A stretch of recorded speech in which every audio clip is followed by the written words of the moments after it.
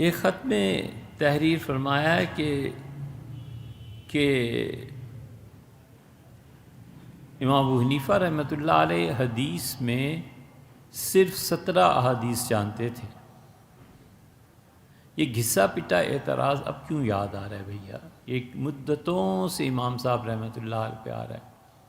امام صاحب رحمۃ اللہ علیہ پہ یہ بھی تہمت تھی کہ وہ عربی نہیں جانتے تھے۔ یہ سب فضول اور بیکار کی بات ہے۔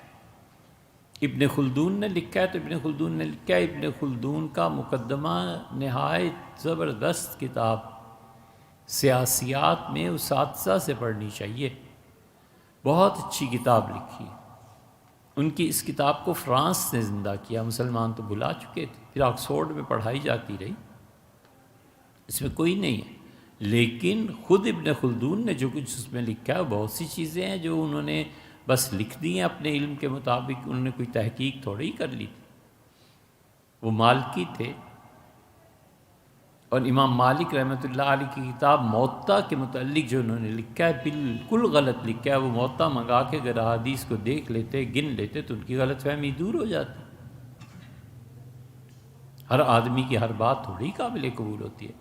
ابن خلدون 100 بار لکھا کریں، امام صاحب رحمۃ اللہ کے پاس حدیث ہی نہیں تھی۔ سبحان اللہ، شاباش۔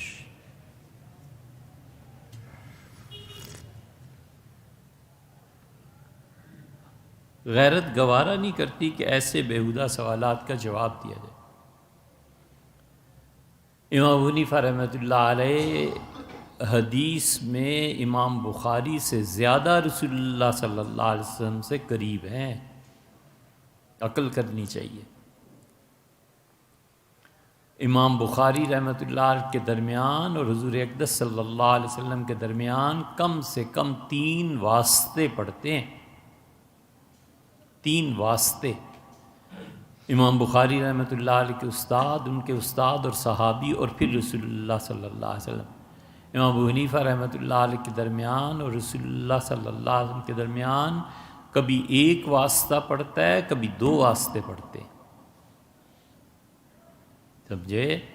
امام صاحب اس بلند مقام پر فائز تھے کہ خود فرمایا کہ میں بیت اللہ میں داخل ہوا، اور حضرت انس رضی اللہ عنہ روایت بیان کر رہے تھے کہ رسول اللہ صلی اللہ علیہ وسلم جو اتنا چھوٹا سا خدا کا گھر بنائے جیسے چڑیا کا گھونسلہ ہے، اتنی مسجد بھی بنائے تو اللہ اس انسان کو جنت میں گھر دے گا۔ یہاں تو حضرت رسالت مآب صلی اللہ علیہ وسلم اور امام ابو حنیفہ رحمۃ اللہ کے درمیان حضرت انس رضی اللہ عنہ ہیں، اور کون ہے؟ کتنی روایات چاہیے جہاں امام ابو حنیفہ رحمۃ اللہ علیہ کے درمیان اور رسول اللہ صلی اللہ علیہ وسلم کے درمیان صرف 2 آدمی ہیں، ایک صحابی ہیں، ایک ان کا شاگرد ہے، اور آگے امام ابو حنیفہ رحمۃ اللہ علیہ۔ امام ابو حنیفہ رحمۃ اللہ علیہ کا اتنا بلند مقام ہے کہ حدیث میں اتنا بڑا مقام امام مالک رحمۃ اللہ علیہ کا نہیں ہے۔ موطا کھولو، جگہ جگہ ملے گا امام صاحب رحمۃ اللہ علیہ کے متعلق، امام مالک رحمۃ اللہ علیہ کے متعلق وبہی ناخذ، اور ہم اسی پہ فتویٰ دیتے ہیں، اور اہل مدینہ اس پہ۔ میں نے اپنے شہر میں یہ چیز نہیں دیکھی۔ امام ابو حنیفہ رحمۃ اللہ کے پاس ایک سے ایک بڑھیا سند اس کی موجود ہے، جو کچھ ان تک رسول اللہ صلی اللہ علیہ وسلم سے پہنچا۔ حدیث میں آیا ہے، حضرت ابو ہریرہ رضی اللہ عنہ کہتے ہیں کہ حضور اقدس صلی اللہ علیہ وسلم نے منع کیا کہ ایک شخص کے نکاح میں پھوپھی اور بھتیجی، خالہ اور بھانجی یہ نہیں جمع ہو سکتی بیک وقت۔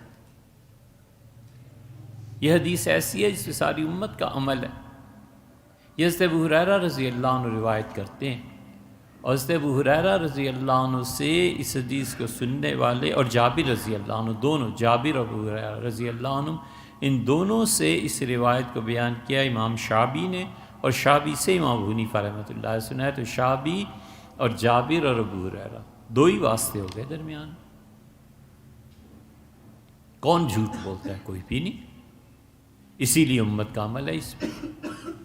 ایک دوسری مثال اس کی عرض کرے، اور یہی حدیث ابو داؤد میں بھی آئی ہے اور ابن ماجہ میں بھی آئی ہے۔ ابو داود کہیں میرا استاد یہ ہے، اس کا استاد وہ قابل قبول ہے۔ امام ابو حنیفہ رحمۃ اللہ علیہ کہیں کہ میرے استاد شعبی ہیں اور شعبی نے ان دو صحابیوں سے سنا ہے رضی اللہ عنہ بھی ناقابل قبول ہے۔ یہ کیا منطق ہے بھائی؟ یہی متن حدیث کا ابن ماجہ میں بھی آیا۔ امام ابو حنیفہ رحمۃ اللہ نے کس سے پڑھا ہے؟ حماد سے۔ یہ واحد امام ابو حنیفہ رحمۃ اللہ نے جو تابعین میں سے ہیں۔ امام مالک اور امام شافعی تبع تابعین میں سے، اور امام احمد تو اس کے بھی بعد ہیں رحمہم اللہ۔ امام صاحب رحمۃ اللہ نے پڑھا ہے حماد سے۔ حماد بن ابی سلیمان اپنے وقت کے فقیہ تھے، لوگ ان سے مسئلہ پوچھتے تھے۔ وہ ایک مرتبہ سفر پہ چلے گئے، 20 دن کے بعد واپس آئے۔ بیٹے نے پوچھا ابا سفر میں کون یاد آتا رہا؟ میں تو ضرور یاد آیا ہوں گا۔ کہاں بیٹے تم میری اولاد تھے، یاد تو آنا ہی تھا۔ وہ کہتے ہیں میں نے پوچھا حماد سے کہ سب سے زیادہ، انہوں نے کہا میرے شاگرد ابو حنیفہ یاد آتے ہیں رحمہ اللہ۔ حماد کی روایت مل جائے گی۔ حماد کہتے ہیں کہ انہوں نے حضرت انس رضی اللہ عنہ سے سنا۔ حضرت انس رضی اللہ عنہ نے کہا کہ ابو بکر اور عمر رضی اللہ عنہما نماز پڑھاتے تھے اور بسم اللہ الرحمن الرحیم اونچی آواز سے نہیں کہتے تھے۔ یہ اب شیخین ہیں، ابو بکر و عمر ہیں، اور ان کے بعد انس ہیں، ان کے بعد حماد ہیں اور ابو حنیفہ رحمۃ اللہ علیہ میں۔ یہ کیسے فتویٰ دے دیتے کہ نماز میں بسم اللہ اونچی پڑھا کرو؟ انہیں نہیں روایت پہنچی تھی۔ حماد کا انتقال 110 ہجری میں ہوا ہے۔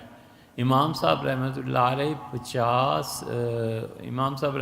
80 میں پیدا ہوئے ہیں، تو 30 سال کی عمر میں یہ روایت سنی، زیادہ سے زیادہ 119 کی روایت حماد کے انتقال کی ہے۔ اور حماد کا انتقال اگر اس وقت ہوا ہے 119 میں، تو امام صاحب رحمۃ اللہ علیہ 40 برس کے ہو گئے ہوں گے، 39 برس کے۔ حماد رحمۃ اللہ علیہ کے سامنے کون ٹھہر سکتا ہے؟ حماد بہت بڑے تابعی۔ تیسری روایت امام ابو حنیفہ رحمۃ اللہ علیہ، اور یہ حماد جو ہیں ان کی روایت ہر جگہ ملے گی۔ تیسری روایت امام ابو حنیفہ رحمۃ اللہ علیہ کی طلحہ بن نافع سے ہے۔ طلحہ بن نافع کہتے ہیں کہ میں نے حضرت جابر رضی اللہ عنہ سے سنا۔ یہ طلحہ بن جابر سے ہر کوئی روایت لیتا ہے۔ طلحہ بن جابر کے شاگرد آگے امام بخاری رحمۃ اللہ علیہ وغیرہ ہوں تو ٹھیک ہے، اور طلحہ بن نافع سے امام ابو حنیفہ رحمۃ اللہ علیہ روایت کریں تو یہ ٹھیک نہیں ہے۔ کیوں؟ طلحہ بن نافع کی روایتیں بخاری میں، مسلم میں وغیرہ وغیرہ بہت اعلیٰ درجے کی احادیث میں آپ کو مل جائیں گی۔ یہی طلحہ بن نافع امام ابو حنیفہ رحمۃ اللہ، اور یہی طلحہ بن نافع ابو داود وغیرہ۔ اور وہ کہتے ہیں کہ حضرت جابر رضی اللہ عنہ نے کہا میں نے رسول اللہ صلی اللہ علیہ وسلم سے پوچھا کہ اللہ کے رسول سب سے اچھی، سب سے بڑھیا نیکی کیا ہے؟ تو آپ نے فرمایا الصلاۃ علی مواقیتہا، نمازوں کو ان کے صحیح وقت کے مطابق ادا کرنا بہت بڑی نیکی۔ چوتھی روایت بھی بتائیں۔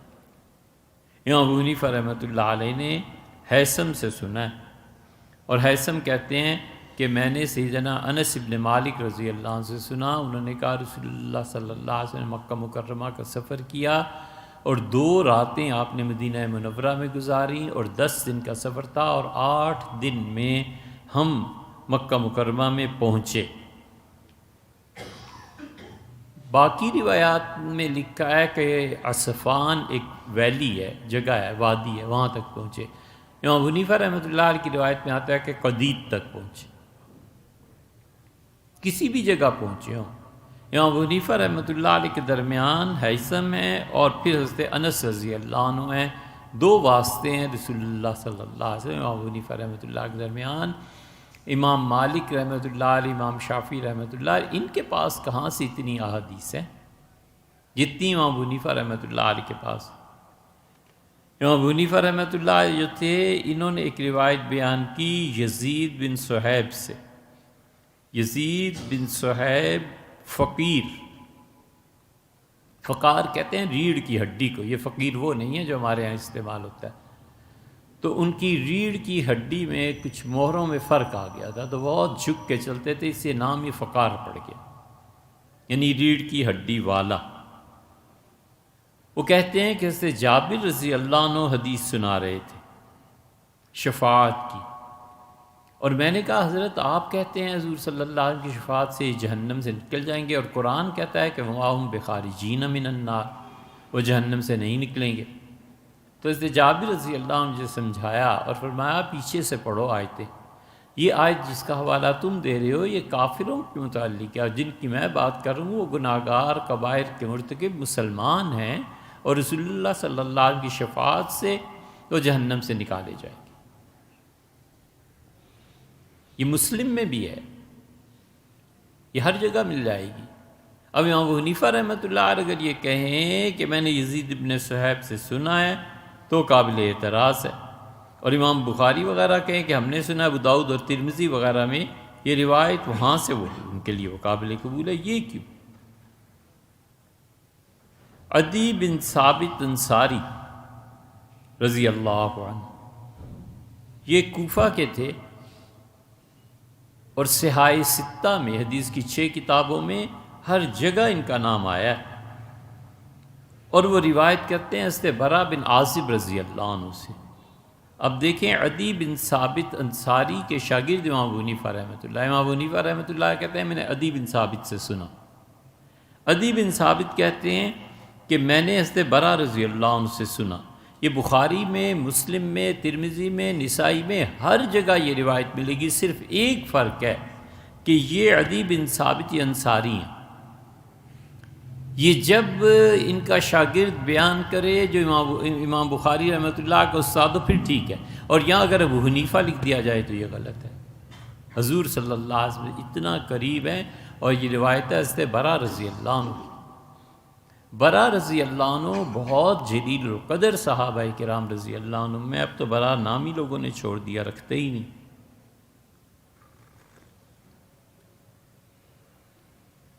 بدر میں پہلی مرتبہ برا پیش ہوئے تھے حضور صلی اللہ علیہ وسلم کے سامنے، اور آپ نے لوٹا دیا تھا، کہا تھا بیٹے تمہاری عمر کم ہے بچے۔ تو بہت بچے ایسے بھی آ گئے تھے بدر میں، برا بن عازب رضی اللہ عنہ کو لوٹا دیا تھا، اور عبداللہ ابن عمر رضی اللہ عنہ کو لوٹا دیا تھا۔ برا بن عازب رضی اللہ عنہ کے والد بھی صحابی تھے۔ برا بن عازب رضی اللہ عنہ کو بدر میں واپس رسول اللہ صلی اللہ علیہ وسلم بھیج دیا، عبداللہ ابن عمر رضی اللہ عنہ کو بھیج دیا تھا۔